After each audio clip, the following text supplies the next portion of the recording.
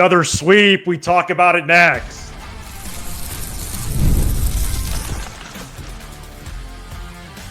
You are Locked On Cubs, your daily Chicago Cubs podcast. Part of the Locked On Podcast Network, your team every day. You are Locked On Cubs, part of the Locked On Podcast Network, your team every day, alongside Sam Olber. I'm Matt Cozy. Sam and I are lifelong fans, taking our passion into a discussion with you on all things Cubs, history, and trivia later. Adding a third lefty to the bullpen, taking advantage of the soft schedule. And we start with the Cubs defeating the Rockies 2-1 on Wednesday to complete the sweep. They are now 12-3 during this 21-game soft stretch. And this overall record through 56 games at 35-21 is the best since the 2016 team that was 40-16 at this stage. Matthew Boyd dazzled again with 6 innings pitched. Brazier, Keller, Palencia out of the pen.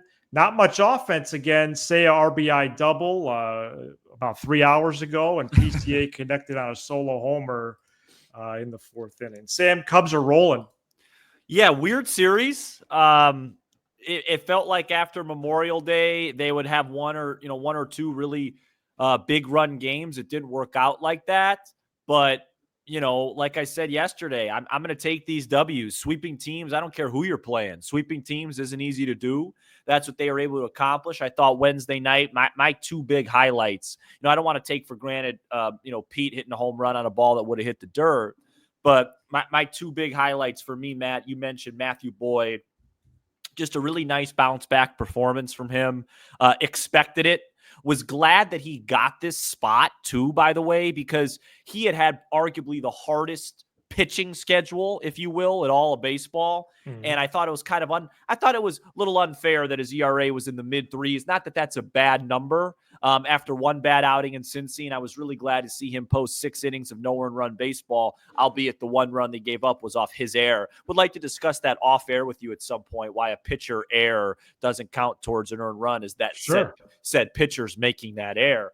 But that's neither here nor there, as I'm a little under the weather today. And then, Matt, how about Daniel Palencia?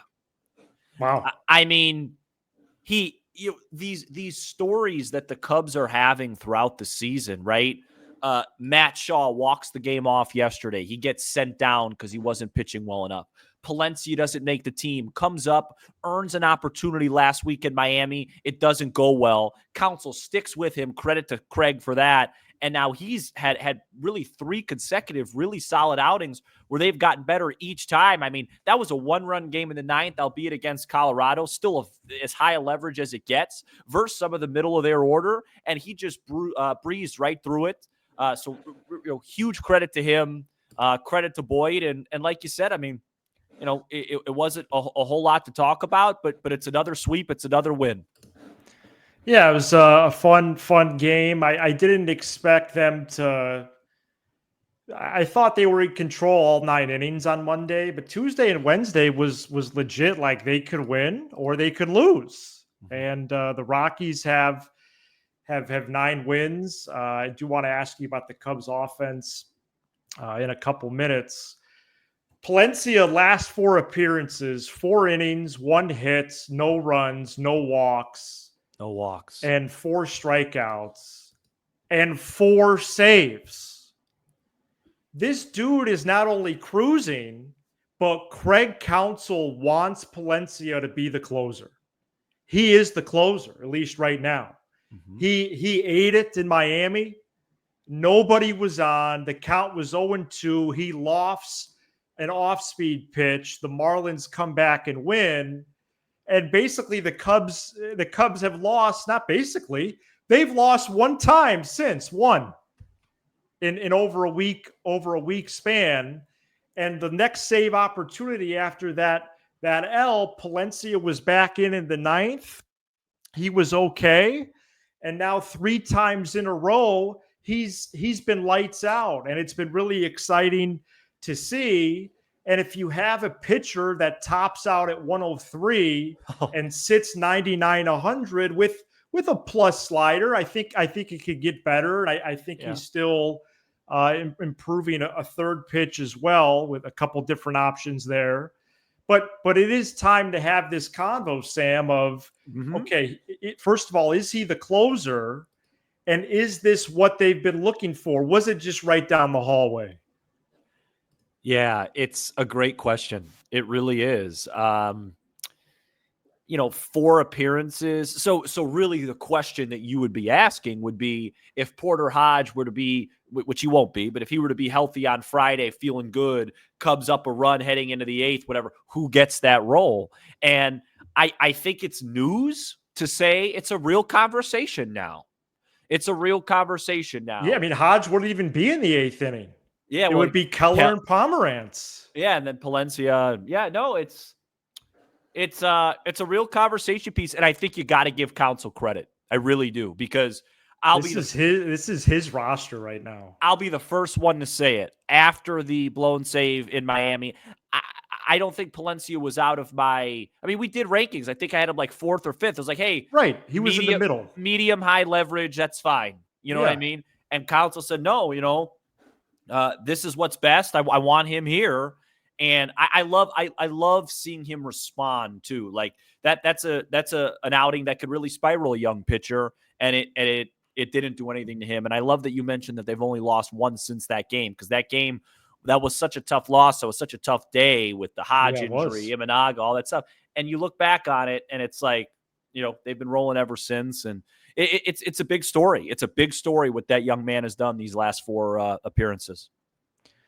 Matthew Boyd is so something I want to explore for Friday's episode, Sam, is you keep using this phrase, punching your ticket to Atlanta. I want to go over all the candidates for the Cubs who would be all-stars right now. So you're still keeping an eye on my tweets. Yeah, I came back a little bit the last couple of weeks, and Matthew Boyd is one of those people. Yep.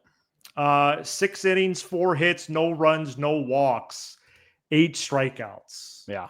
Yes, I understand the competition, but as you greatly point out, well, what about all the great opponents he faced prior to the last start or two? And now with an ERA just over 3 and 61 frames, it's a joy to watch, and it is one of the better stories of the season.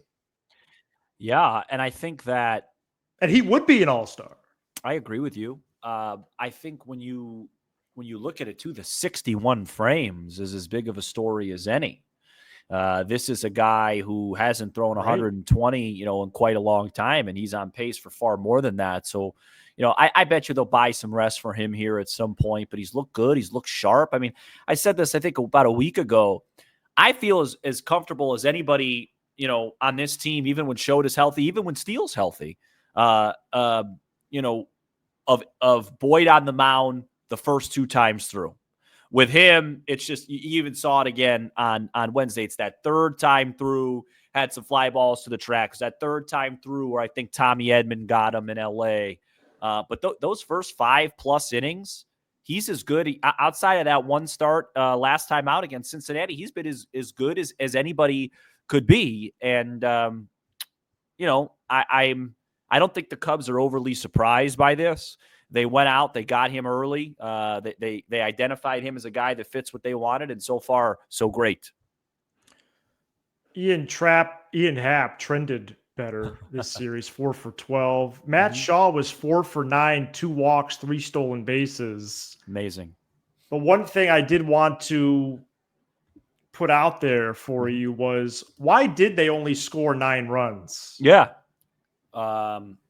Because I feel like it was condition related in some ways. It was on the list. It's not. I wouldn't put a blanket statement on it, but it was definitely a factor. I think it's near the top of the list. Okay. And then I think you have ebbs and flows in the season. And it was just they just scored 1 billion runs in Cincinnati, and don't forget that Saturday game in Cincy should have been a 9-10 run outing too. You come back to Wrigley, it's cold, the wind's blowing in. It wasn't I'm not saying they should be let off the hook. It wasn't a great offensive performance, but you know how I am. You do enough to win, you do enough, that's good enough. And if they have 3 more of those this weekend, then I think we have something that we need to discuss. But Seiya swung it well. Tucker was fine. Pete hit a homer. You mentioned Shaw. So, I'm not overly concerned. I will say Wednesday was the most surprising to me. I thought after watching that kid throw for Colorado, Beck, was that his name? Did I have his name? What was the name of the guy? Gordon. Oh, Gordon. Sorry. I have Beck in my head. Jordan Beck, the leadoff hitter. Yeah. The kid, I just didn't think he had very overwhelming stuff at all. And so I thought the Cubs were going to get to him second time through, but wins are wins. We'll break down what the Cubs are doing on this 21-game stretch, and could 3 lefties be in the bullpen as soon as this Friday next? This episode is brought to you by Wonderful Pistachios. Looking for a snack that's both delicious and nutritious? Crack into a good source of protein with Wonderful Pistachios. Wonderful Pistachios is one of the highest protein nuts. Each 1 ounce serving has 6 grams of protein, giving you over 10% of your daily value. Plus, they're packed with fiber and better for you unsaturated fats to help keep you feeling fuller longer. Personally, I love the no shells variety. It's the perfect grab-and-go snack for busy days, whether I'm snacking at my desk, on a road trip, or just need a quick protein boost. They're always my go-to. Folks, you've seen me eat these plenty on watch-alongs. They're my go-to snack. They're my favorite snack. Chili roasted is my favorite flavor. I have to have a quick handful right now. They're excellent. They're packed with flavor. I could not recommend them more. So get snacking and get cracking with a snack that packs a protein punch. Visit wonderfulpistachios.com to learn more. All right, the Cubs are 12-3 in this soft 21-game stretch. Off day Thursday, then 3 with the Reds this weekend, 3 with the Nationals in the nation's capital next week. This is a great start. I know you floated 15-6, so to go, what would that be? 4-2. 3-3 the rest of the way. That's right. Yeah, it's 3-3. Excuse me. They got. I had them losing that series in Cincy. They won it, so that's how they're a game ahead of where I had them. So as we sit here, it just feels really good that they're taking care of biz. Couple things. First of all, before I get to that, I just want to mention, because it's important to people. I thought the broadcast Wednesday night, I forgot to mention. I just want to mention it was too much today. Too much non-baseball talk. It was more than usual. I could give different examples, a whole inning of food, pickleball conversation, stories. I just have to. I think you taught me that. We take pride in that as a show, and I just wanted to say that. I had it in my notes and I didn't mention it in the first segment. We cover it all here. I apologize. It was just that wasn't a great broadcast tonight. Hey, please don't apologize again. Go ahead. As far as the stretch goes, it's been amazing. I had them at 11-4 during this stretch through 15, and then 4-2 over the next 2 to get to 15-6. Now they just need to split.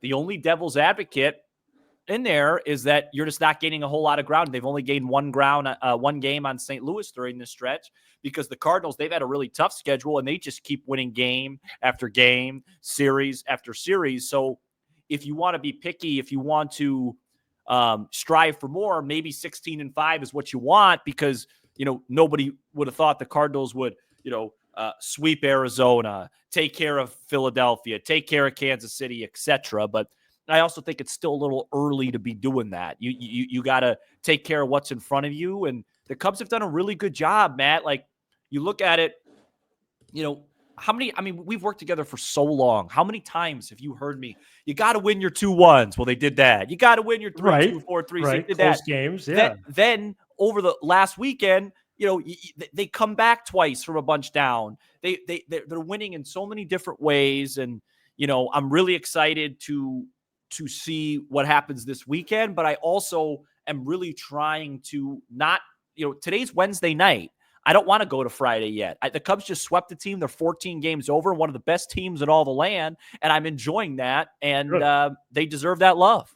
Good. Well, yeah, that's how it's done right there. I'm certainly feel very good, it. but I enjoyed my experience Monday, and I know you're going this weekend. I just hope they keep it rolling. This Sunday I'll be there. One thing that I'm wondering about right now is this Genesis Cabrera situation, because MLB.com is reporting that he's being signed to a major league contract and will be added to the active roster on Friday once he passes a physical. He was waived by the Mets earlier this month. Eventually, he chose free agency. We know he spent 5 years with the rival Cardinals. He throws hard, has a pretty good sinker slider combo. And the Cubs are on this quest to scoop up as much in-season pitching as they can. Mm-hmm. And guess what? They've had success, especially with Drew Pomerantz. Yep. But he and Thielbar already make two lefties down there. I don't understand them going to three, but if they want to swap out Cabrera for Krisky, I guess, right. And then they have a better bullpen. Like, do you have any strong feeling on that? My feeling would be in his career, he's pretty split neutral. So okay, he's a lefty, but I have it right in front of me. Versus righties and lefties, they both hit 231 against him in his career.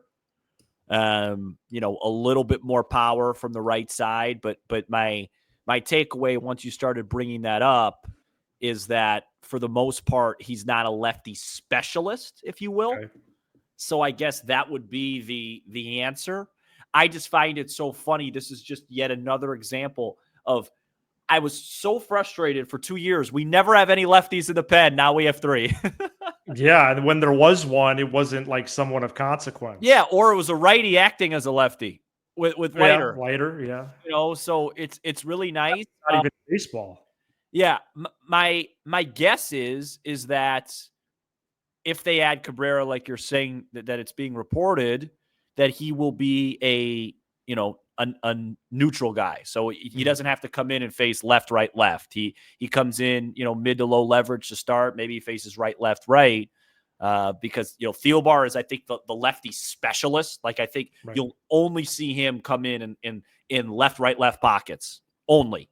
Now, you might see pinch hitters and things like that change that. And I think Pomerantz is you trend lefty specialist, but he could still get out righties. You're still a little more comfortable. And then I think Cabrera would be there. But I love it. I love having lefty options. I think the only real bad news is if you want to see Luke Little up here, because acquiring Cabrera and bringing him straight up tells you they don't feel like he's ready yet.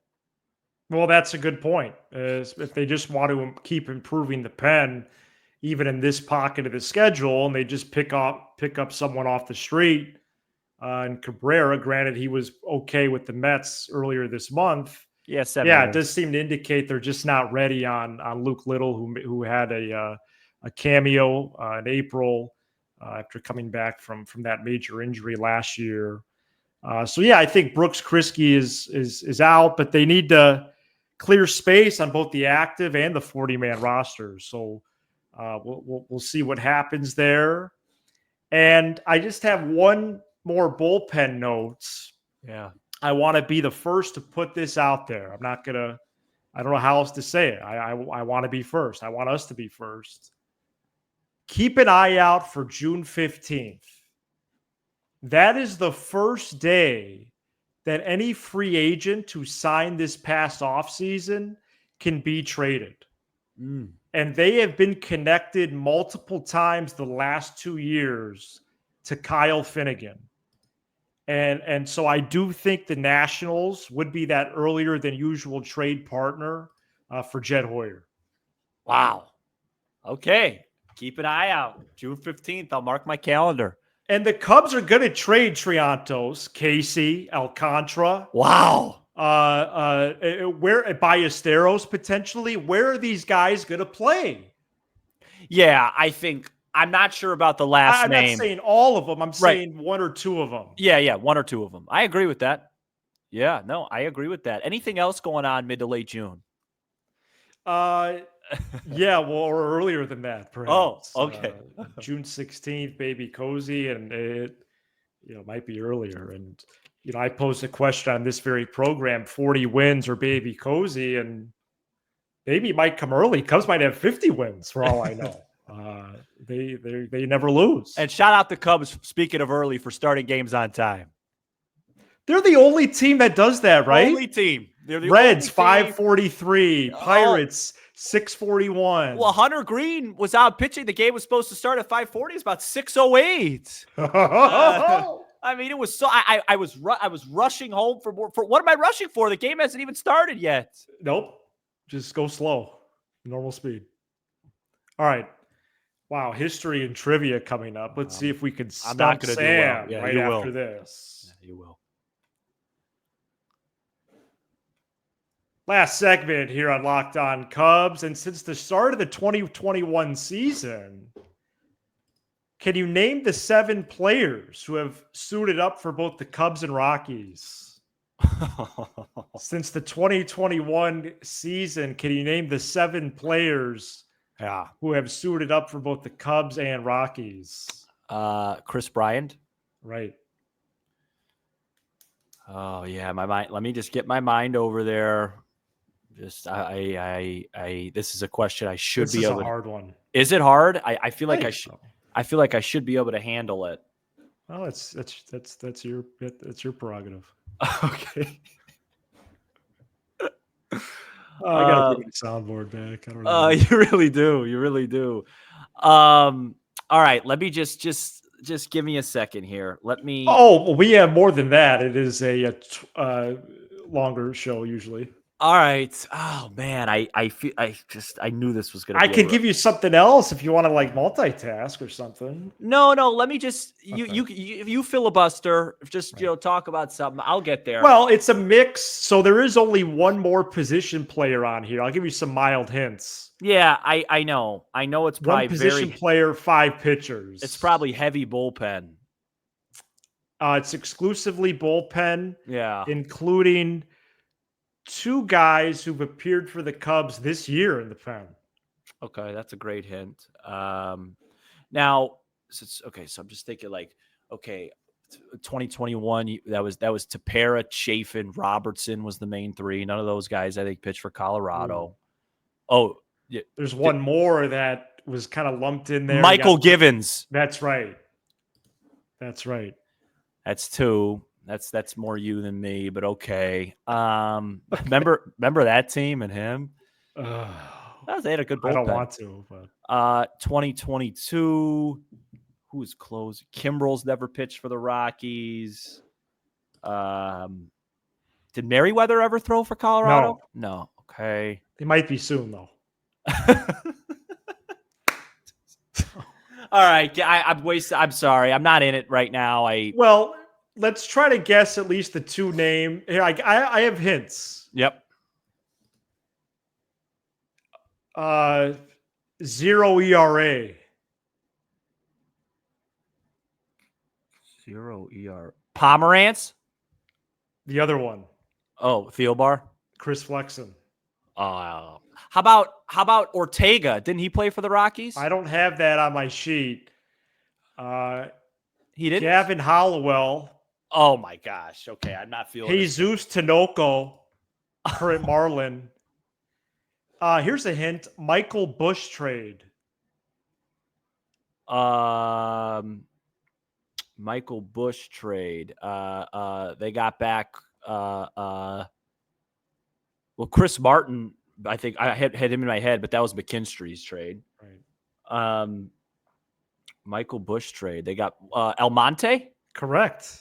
Okay. Pitched for the Rockies before he was in the Dodgers org. Why? I feel like didn't the Cubs get Ortega from the Rockies? It might have been before 2021 he was with them. I guess so. Okay. Let me check that out. I know I got LaTroy Hawkins in my head. That was a long time ago. Dexter Fowler. Yeah, Ortega was with the Rockies in 2012. That early? Yeah. Last hint is Prairie Ridge. Nick Martini. Yes. Oh, I should have done. Those were really high school teammate. Those were very difficult, but I should have gotten Martini. The on-base machine up until this year. Not only, but I got to tell you, I think that's the only one I really should have gotten. Yeah, I told you it was hard. Gavin Hollowell. Do you have guesses on the 56-game record last year and the year prior. Yeah. Full regular seasons with the show. Sure I do. I'm going to say, so what are they right now? 35-21. That's right. 14 games over. I'm going to say last year they had 29 wins. 28. Okay. And then I'm going to say the year before really started to go downhill. I'm going to say, let's see, what's 56? So I'm going to say 23. 25. 25. Okay. Wow. Can you believe the 2023 season when you start to say numbers like that? It disgusts me just a bit. Well, it got so low. I remember it better than I should.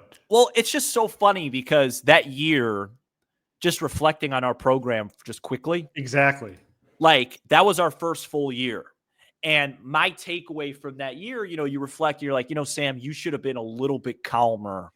Like, it was a little bit too much day to day. But when you look at it, started out great, was absolutely awful, the best run you ever seen, and then the worst close of all time. I mean, it was truly it just happened to be our first year that was that roller coaster. And then last year was just a malaise the whole campaign, really. Malaise. Besides April.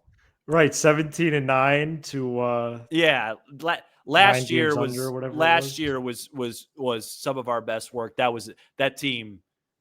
I don't want to get into that. So this has just been great.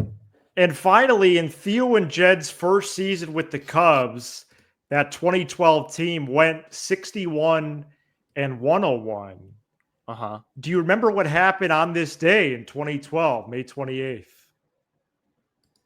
Was it the John Baker walk-off against the Rockies? No. The Cubs snapped a 12-game losing streak. Oh, got it. I wanted to review the lineup with you that day. It is incredible. 2012, late May. Was that the 61-101 year? What was your record in 13? It was worse, wasn't it? Maybe I'm wrong. Maybe. Yeah, no, it was 61-101. Wow. DeJesus in center. Yep, DeJesus, Starlin. Castro at short. Rizzo. Someone named Mather in center. Joe Mather. LaHare at first. Hey, Joe Mather in 2012 had a walk-off single against the Cardinals, down 1, second and third, 2 outs, right up the middle. Serious. Soriano had left. Who was hitting before Soriano? I'm sorry, I missed that. LaHare. Oh, well, didn't he make the All-Star team that year? Yes, he did. By the end of the year, he was out of the league. I think he was in Japan. Yeah. Stewart at third, Barney at second. Someone named Lally catching and Wood pitching. Travis. Wait, say that again? Blake Lally catching. Lally. Is it Lally or I don't know. So that's going to do it. Who pitched that day? Wood, Travis. Oh, Travis Wood. Got it. Well, maybe he hit a homer. 61-101. That lineup should have David DeJesus had some good moments leading off. Not in the studio with Cap. No. This is Locked On Cubs, part of the Locked On Podcast Network, your team every day. For your second listen, check out I gotta go, man. Locked On MLB Game Night, every game, every night, all season long. Marquee is a good pre and post, though, now. I enjoy it. Get local analysis on a national scale. Oh, boy. Cole and Cliff, really nice combo. Elise in the booth tonight, as you mentioned, with Boog and Lance. I think Jeff Baker was a Cub and Rocky. Find MLB Game Night on the Locked On MLB channel on YouTube or wherever you listen to podcasts. He's Sam Olber. I'm Matt Cozy. This is Locked On Cubs.